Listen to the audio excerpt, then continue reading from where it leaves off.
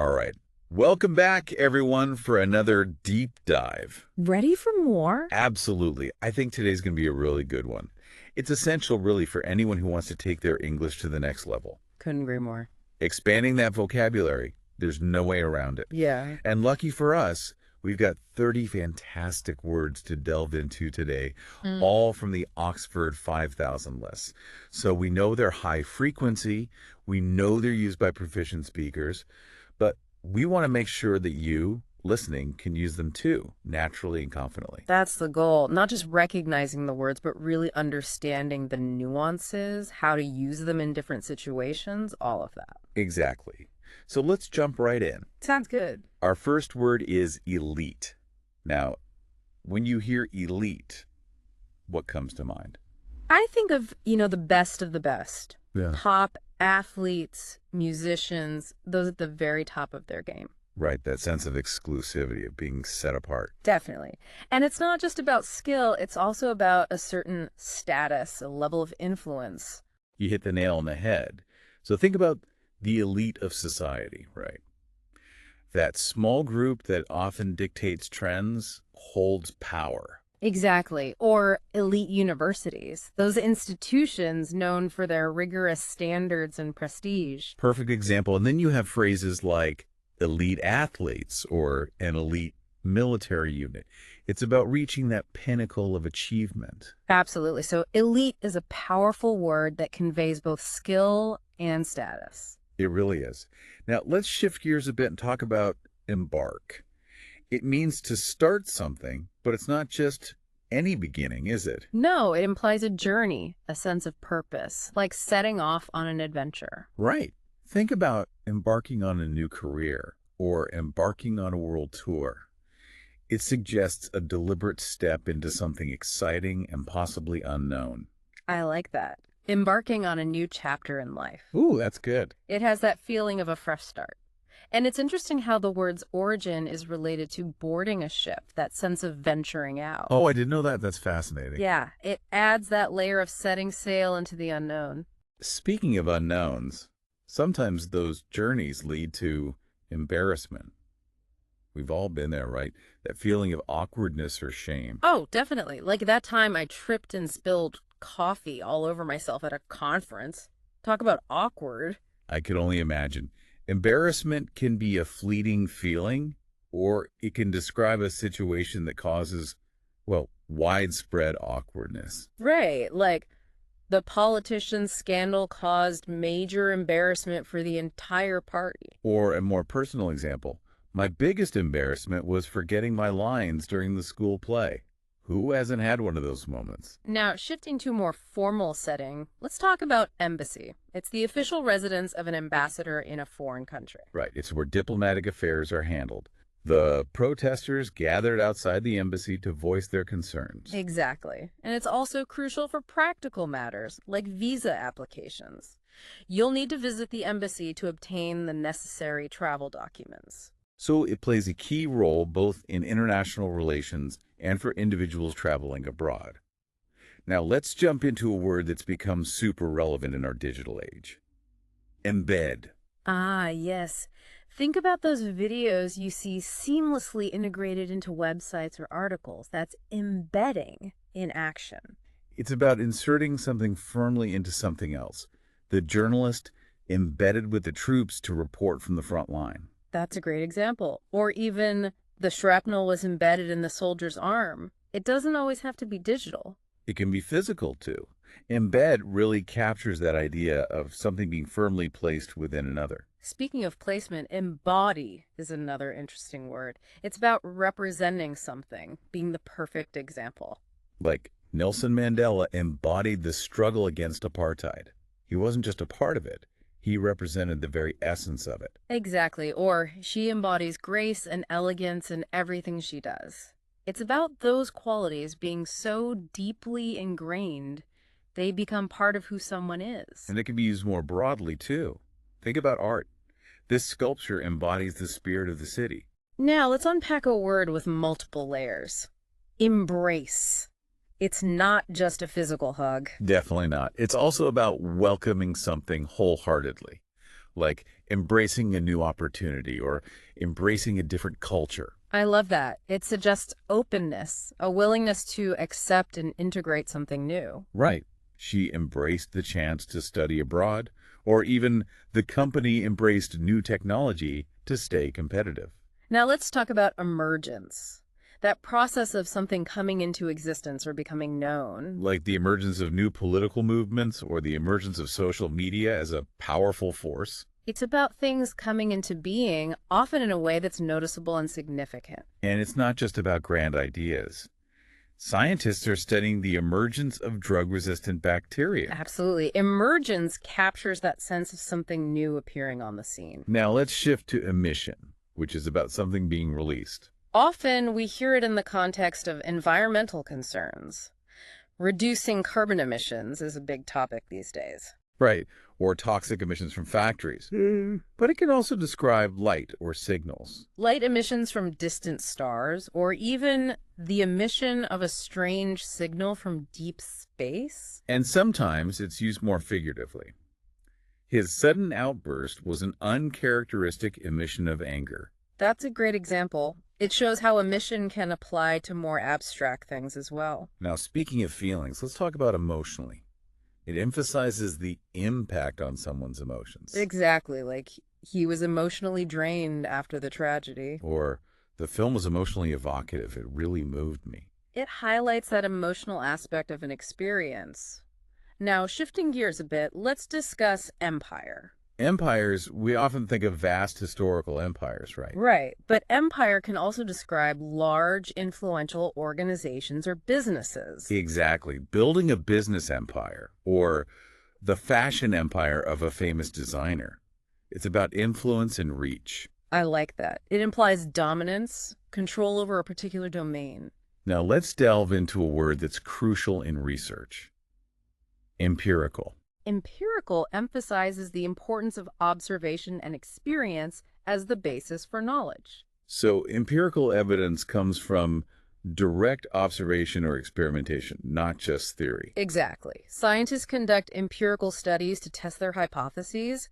Doctors rely on empirical data to make diagnoses. It's about grounding our understanding in what we can observe and measure. Now let's move on to a word that's all about giving people the power to act. Empower. To empower is to give someone the authority, the confidence, the resources to do something. Empowering communities through education or laws that empower consumers to make informed choices. It's about enabling people to take control, make a difference, and on a personal level, learning a new skill can be incredibly empowering. Absolutely. It's about unlocking potential.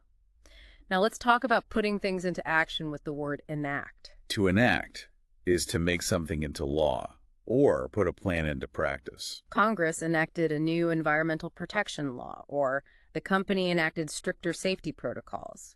It often implies a level of formality and authority, and even on a smaller scale, the school enacted a new dress code policy. Now, for a word that suggests inclusivity, let's explore encompass. Encompass means to include a wide range of things or to surround something completely. Visually, we might say, the national park encompasses vast forests and sparkling lakes. Or, more abstractly, her research encompasses several historical periods. It's about breadth and inclusiveness, that sense of encompassing a whole. Now let's move on to encouragement, that vital force that helps us keep going. Encouragement is all about offering support, motivation, belief in someone's abilities. It can be a few kind words, a gesture of support, or more structured programs like scholarships. Her encouragement helped me to persevere through difficult times. It's about that extra boost that helps us reach our potential. And sometimes it's the situation itself that provides encouragement, like the team's recent victories have been encouraging. Exactly. Now, for a word that embodies effort and determination, let's explore endeavor. To endeavor is to try hard, make a concerted effort towards a goal. The team endeavored to win the championship. Or scientists are endeavoring to find a cure for the disease. It implies commitment, dedication.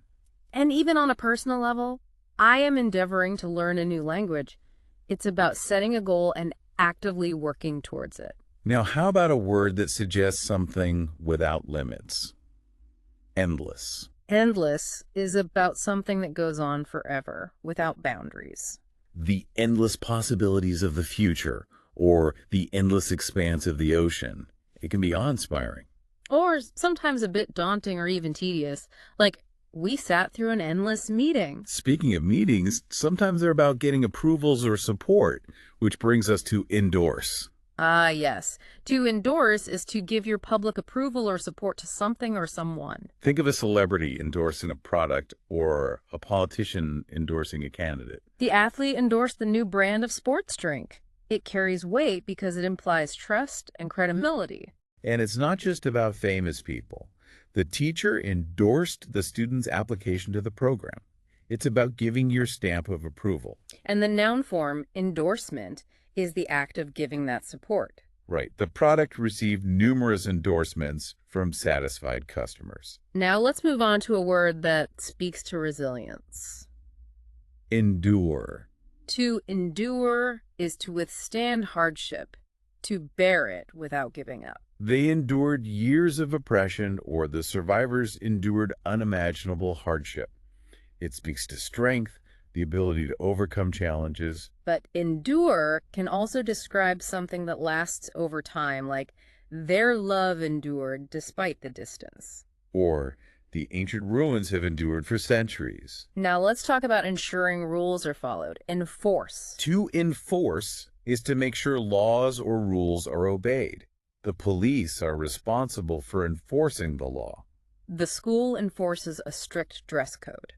It implies authority and the power to impose consequences. And it can be used in broader contexts as well. Right, like it's important to enforce boundaries in any relationship. And enforcement is the act of making people obey those rules. The enforcement of traffic laws. Now, for a word that suggests active involvement, engagement. Engagement has several meanings, from a promise to marry to a more general sense of being actively involved. In education, we talk about student engagement. In business, there's customer engagement. It's about being present, attentive, actively participating. And speaking of being captivating, let's explore engaging. Ah, yes. If something is engaging, it's interesting, captivating, keeps you wanting more. The speaker was so engaging, I couldn't stop listening. The book was so engaging, I finished it in one sitting. It's about sparking interest and holding someone's attention. And now, for a word we all hope to experience often. Enjoyable. Simple, but important. Enjoyable describes things that bring us pleasure and satisfaction. We had an enjoyable evening at the concert. Spending time with loved ones is always enjoyable. It's about those experiences that make us feel good. Now let's explore a word that embodies curiosity. Inquire. To inquire is to ask for information, to seek understanding. I'd like to inquire about the job opening. She inquired about the train schedule. It's a more formal way of asking a question. And sometimes it's used to express concern for someone's well-being. Right, like he inquired after her health. Now, for a word that implies improvement, enrich. To enrich something is to make it better, more valuable, more fulfilling. Activities that enrich your life. Or travel that enriches your understanding of other cultures. It's about adding something positive that elevates the experience, and it can be literal too, like enriching the soil with nutrients. And finally, let's end with enroll, a familiar word for anyone who's ever taken a class. To enroll is to officially register for something, to become a member or participant. He enrolled in the university's engineering program. She enrolled her children in the local school. It marks the beginning of a learning journey or a commitment to a program. And there you have it, 30 powerful words to enrich your vocabulary. Exactly. We've explored their meanings, their nuances, and how they can be used in different contexts. But remember, the key is to actually use them. Absolutely. So challenge yourself this week to incorporate some of these words into your conversations you're writing. See how they can make your language more vibrant, more nuanced, more you. And if you come across any other words that pique your interest, don't hesitate to explore them. Keep that curiosity alive. Because the journey of language learning is an ongoing adventure. It really is. Thanks for joining us on this deep dive, everyone. Until next time. Happy wordsmithing.